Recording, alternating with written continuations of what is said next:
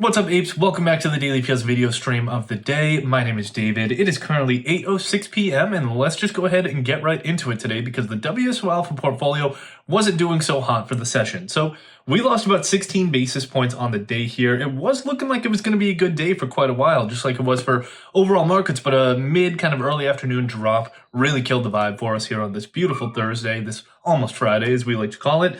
Now we did outperform both the NASDAQ and the S&P, however, because we don't have that exposure to NVIDIA, that stock was down, I think almost 4% here today, and there wasn't really necessarily any reason why, but my assumption is that analysts kind of smelled, given the one-day stretch between Tuesday and Thursday, with the holiday of Juneteenth being on Wednesday, so markets were closed. I think they kind of smelled the bullshit and said, NVIDIA, it's a great company, but it probably shouldn't be the biggest in the entire world. So they sent the stock down about 4% for the session. That really took indices lower. We do not hold NVIDIA in the portfolio. We do have semiconductor exposure in what I think is a much more intelligent way. So make sure to go ahead and sign up for WSO Alpha to get a view of our entire portfolio. 16 basis points down. We're still at 9.77% for the year, underperforming both indexes. But like I always say, guys, we're letting them run, letting them catch up for a little bit and feel good for the time being. We'll come back, talk to us in December, all right? Let's get into some of the banana bits for the session today. So one of the weirdest things I've seen in a while, but Netflix is opening up retail stores, or retail locations, I guess I should call them, because it sounds like they're going to be kind of quasi-retail stores and like theme parks, or I think theme parks is way overselling it, quite honestly, but this is at least what they said it's going to look like. Let me pull it up.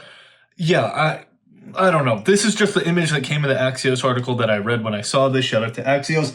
It's probably going to look something like this, but imagine it just with a little bit more of that classic American architectural sadness and gentrification. I'm sure it's going to be much more along those lines, but still, bringing Netflix and chilling to the public, it's a great thing. It's exactly what 2024 needs.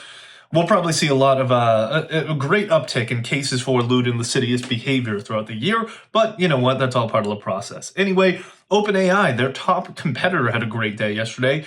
This is Anthropic. They are behind the Claude model or the Claude Sonnet model. Either way, today they released Claude Sonnet 3.5, and it's allegedly their strongest model yet, competes with GPT Turbo, I believe, if I have that correct. Not necessarily GPT-4o, that is still the leading model, at least publicly available, but it competes with GPT Turbo, which is still, you know what, I'll tip my hat to them. Good job there. This idea of the internet bond is starting to be formed around Ethereum in the idea of restaking. Now, restaking kind of builds on top of this idea of staking. It's a little bit too crypto nerdy for our purposes here today, at least for the Banana Bit session, but it's still a pretty cool idea to be thinking about an internet bond. I mean, it seems like something that Cisco and Amazon could have got in on during the dot-com bubble, but hey, 20 years later, better late than never. Why not? Finally, we have, if the United States continues to avoid a recession, as we have done pretty much the entire time since whatever it was, June or July of 2020, when that trillions and trillions of dollars that we dumped on the economy brought us out of the COVID recession, if we continue to avoid a recession since that point, it's going to be the single longest time that the bond market has been blaring its, inverted yield curve recession warning without actually getting into one. And the guy who created it, Mr. Harvey Campbell, has already come out and stated, like, if you're judging the entire economy off of one metric, you are an idiot, is basically what he said. We're here to echo that sentiment. Go back to school if that's what you're doing. If you're still in school right now, congratulations. Don't learn stupid things, I guess. But either way, shout out to the U.S. economy for avoiding a recession. Europe could really take some notes on that. Anyway, let's get into the macro monkey story of the day. We were talking about what I think is the single biggest problem in the United States here today, at least domestically. We're not talking about any of that political bullshit that's going to get me in trouble. We're not talking about. But the single biggest problem on the economic side of the United States domestically is the housing market. I have a campaign that I would like to start here today. I am nominating a new Secretary of Housing and Urban Development. We currently have, I believe it's Pete Buttigieg, the former mayor of South Bend, Indiana, but I would like to nominate Oprah Winfrey, because then you'll get a house, you get a house, everybody gets a house. I mean, that seems like the best possible thing for us to do going forward, but I don't know if Oprah's running for that position. If she is, she definitely has my vote. But either way, the housing market is completely fucked, and we could use a whole lot of help. But when I say completely fucked, check out some of this data that I'm talking about here. Let me move off the Netflix and chill site and show you this graphic right here. So this is the updated new residential construction release that just dropped today or tomorrow for most of you listening or watching to this. And basically, what we see here is an abysmal performance. So Housing starts, housing permits, and housing completions all look completely terrible on a year-over-year basis, but the absolute worst metric in this was the amount of housing starts. So housing starts is typically the most followed or most watched line item of this report because it's the one, like a lot of houses get permitted and don't actually get to the starting point, and then housing completions, a lot of the time they're under contract by then, so housing starts is a better way to determine demand for housing, or supply for housing, excuse me, and right now we are at the lowest annualized rate of housing starts since July of 2020. I think something was going on back in, spring and summer of 2020. I don't necessarily remember what it was, but still, being back at that level is pretty remarkable. There was 1.277 million houses on an annualized rate, once again, being constructed during the month of May. Now, that is 5.5% below that of April and an enormous 19.3% below that of May 2023. So home builders, they're focusing a lot more on chilling at home rather than building. So it makes me want to commit arson, I swear to God, but permits are off 3.8% for the month, 9.5% for the year, and meanwhile, housing completions, this was the lone bright spot in the report. They were still down 8.4% for the month, as we can see in this chart, but they were up an entire whole 1% for the year, so at least not everything's moving in the wrong direction. But the volatility that we're seeing here, as we can see in the spikes and valleys of this chart, speaks to the struggle of the housing market. I definitely do not envy the position that home builders are in, despite the fact that the commodity, housing is not a commodity, but kind of from a macro perspective, you can almost look at it like that. From their perspective, the price of their commodity has never been higher, so they would be heavily motivated to be constructing a shit ton of housing, and given the near infinite demand here in the United States, it seems like a no-brainer to start building that stuff up. But nope, we are ostensibly still traumatized from the GFC. And so what we can see here, this is total housing starts since we've kept track of this stuff, going back to the 1960s. We can see here, this is how low it got post-GFC. So we see how kind of traumatized home builders were, and it's been a slow build up to get back to this point. We're kind of on trajectory to return back to the, roughly 2 million-ish per month on an annualized rate, but we are far from that point. We're still obviously more than 50% below that point right now. Big reason for it is that, once again, traumatization, also the incredibly high mortgage rates right now, because although home builders and houses are at a very high price, they often have to take out debt to actually start these construction projects. It's huge capex investments to build houses and most of all housing neighborhoods. So it's no surprise that they're not necessarily getting in, even though the kind of baseline headline economics seem like it might make sense. Now, the really tough part is that housing affordability is still at basically an all-time low here in the United States. The only time it's been this low before was, once again, during the GFC.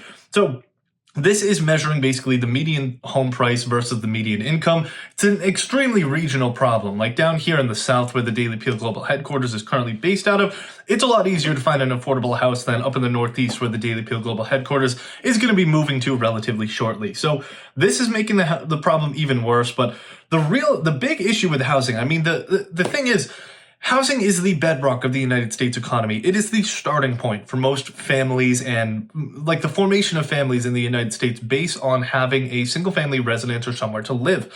So from a personal perspective, this is one of the biggest problems. I mean, lower home ownership, lower home turnover rates, that leads to a whole ton of problems. It's things like, it slows household formation. That's going to reduce tax revenue that goes to local, state, and federal levels. It disengages citizens from their community when you're in, a Soviet-style apartment building like the one I'm in right now. Disengages people from their communities because you don't have to make any investment to keep the community better. You don't have kids going to the schools or anything like that. Increases crime, reduces spending on other goods and services when you're pouring a ton of money into your house, and disincentivizes pursuance of the American dream. So this is a huge problem. Just about any problem you can think of can at least partially be traced back to the housing market. The other big thing is the other big problem with the lack of, or the way that the housing market works in the United States is a uniquely American, or at least North American problem, because Canada faces similar issues. And it's the way that we zone housing, because the United States is really good on high density and low density housing, but Europe absolutely kicks our ass in medium density housing. This is the reason that European cities, quote unquote, feel more alive, according to the Twitter thread that I linked in the piece today. But if we were to build up the medium density housing here in the US, it's not necessarily single family residences. Boston used to be really good on medium density housing, San Francisco as well. And they would do these kind of like what looks almost like a single family home from the front, but it's like 3 tiered levels. So it's kind of a multifamily, but it's, not necessarily like an apartment building or anything. That kind of stuff in walkable distance from, shops and businesses where people work at, and maybe even the water if you live that close to the water. These are things that we can do, tangible investments and changes that we can make to improve the housing situation in the United States. But overall, in terms of a cost structure, it is not going to be fixed until we build more houses. So once again, we're calling on Jerome Powell to put on his hard hat and get to work to fixing this. All right, that pretty much does it for the macro monkey story of the day. I could talk about housing all day. Make sure to check out the piece as well, because I do have a bit of a personal anecdote in there from my own housing search. It is going terrible, in case you're wondering. But let's talk about some big stock movers of the day. First and foremost, we're talking about Accenture. These consultants, they've been circling back, putting a pin in it, try not to boil the ocean for so long, and they apparently did a good job of that in Q1, because although they missed both sales and earnings estimates, they somehow engineered a way for the stock to go up 7.3%. If that's not managing efficiencies like consultants are best at, I certainly don't know what is. They did have bookings up 22% for the year, and they had a positive outlook going forward. So hats to them. Hopefully they're right, but again, it is consultants. So if you want to see a document with the most buzzwords anywhere in human history, go ahead and check out their earnings report. Next up, we have Advanced Micro Devices, better known as AMD. This stock was up 4.6% for the session because just like David beat Goliath, Piper Sandler analysts are starting to think that AMD can beat NVIDIA, or at least compete with NVIDIA, which is saying a whole hell of a lot more than anybody's been saying this whole time that NVIDIA's been growing by more than 1,000% over the past year and a half or so. So Piper Sandler named them a top pick, said that their future is bright, identified bright spots coming later this year, yada, yada, yada. Stocks always go up on an upgrade. Meanwhile, absolutely plummeting to the bottom, just like his chances of running for president as a free man, is Trump Media and Technology Group Corporation. It's always a mouthful to say that, but we have DJT stock down 14.6% for the session, and it's exactly what you'd expect. It's complete bullshittery going on. Basically, they're destroying their cap table for existing investors that didn't get in on the private placements before the company went public, because what they're doing now, it's been a while since the stock has publicly listed, so now insiders are able to sell. So the company filed a supplemental proxy statement, and they got their notice of effectiveness from the SEC on Thursday. And so, excuse me, what that means is that the firm is essentially going to be doing both a primary and a secondary offering of shares. So the primary offering, excuse me again, they're going to be offering 14.375 million new shares of common stock and allowing for secondary sales of up to, wait for it, 146 million shares. Now, 114 million of those are what they call President Trump shares. It's actually the term that they use in their filings, which was pretty remarkable on its face. But there's about 114 million of President Trump shares at the start of this month. Those were worth about $5.6 billion. Today, they are worth $3.2 billion. And now, I am certainly not one to snub a billionaire or say that that's not a lot of money, but they definitely lost more than he currently has right now over the past month or so. So that's been a pretty tough scene. So the stock was obviously down a ton because, once again, they're diluting the shit out of investors by issuing more shares. Finally, we have Aurora Cannabis, very much like eating an edible. You kind of go on a bit of an emotional roller coaster, and cannabis stocks have been on that roller coaster for quite some time now.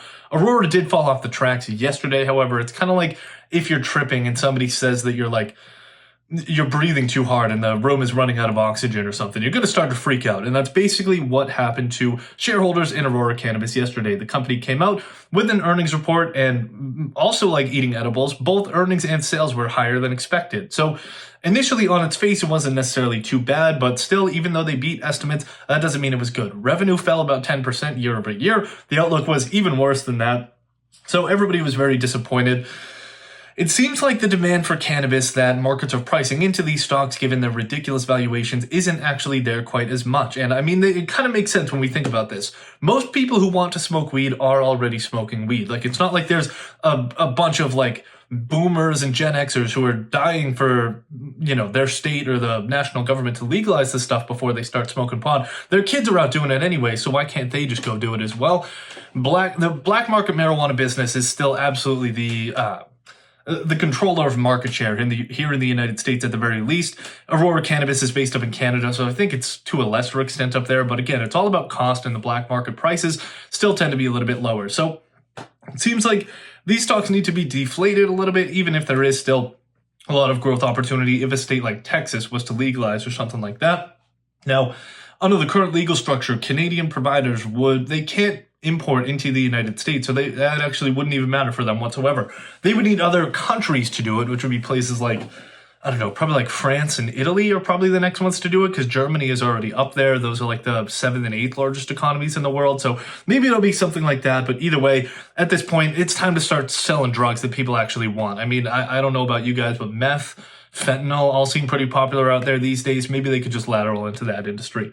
Finally, we are talking about getting neutered by neutrality. So big question about interest rates and the path going forward. Mr. 𝗪𝗏𝗢𝗔𝗔, one of the smartest men in finance, if you ask me. He's a certified smarty pants, just like our boy 𝗪𝗏𝗀 over at Apollo. Much like 𝗪𝗏𝗀𝗀 is the chief economist for Fidelity, you know, the giant 401k and retirement provider that definitely manages your investments if you have a job in the United States. Yes, that Fidelity. So this guy runs the economic side, and the allocation of your target date funds are all determined by him. So he basically came out with this short Twitter thread analyzing the current difference between the Fed's expected path forward of interest rates and that of the market. So that's what we're seeing right here is exactly what he posted. This orange line that you're seeing is called the SOFR forward curve, or the SOFR futures curve.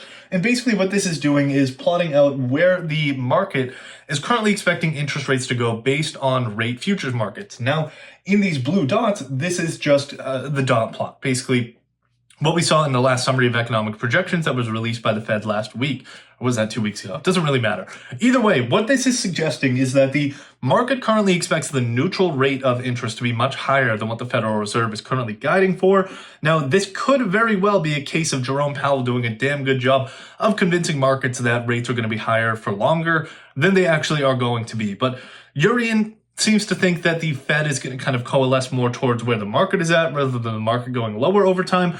We'll see what actually happens. But if the neutral rate, or if the federal funds rate was to lower past the point of like 3.5% right now, it would be a huge, we would expect bond prices to rally very strongly based on 𝗪𝗏𝗢𝗔's analysis right here. And that's exactly what he details in that tweet. So go ahead and check out that Twitter thread. But it's a very interesting picture of how markets are diverging from the Fed in terms of their interest rate picture. I think this is exactly what the Federal Reserve is trying to cause, because if the Fed was to come out and say like, yeah, we're probably going to lower rates towards the end of this year, this shit would go through the fucking floor. It might cause spectacular credit growth that's going to cause inflation to just come right back after all the work that's been done to root it out. So I understand why the Fed is guiding for, why the Fed is kind of talking out of both sides of its mouth in terms of where it expects interest rates to be by the end of this year and into the long term. That about does it for us here today. We, of course, had to finish it up with a quote on the most boring investment class possible. I was going to say fixed asset class, but fixed income class. Jesus Christ, thank God I'm finishing this up in a minute, because I have lost the ability to speak here. So, John Maynard Keynes once said, the importance of money flows from it being a link between the present and the future. Essentially, when you're investing in fixed income assets, you are engaging in what we like to call time arbitrage, and that is what Keynes is highlighting right here. We're 18 minutes into this video. It's coming up on my bedtime, and clearly I can't speak anymore, so I'm going to cut it short right here. Thank you guys for joining me once again. It is 8:24 p.m. here on this beautiful June 20th, Thursday, 2024. So thank you all for joining us here once again. Happy investing, happy trading to everybody out there. Bye now.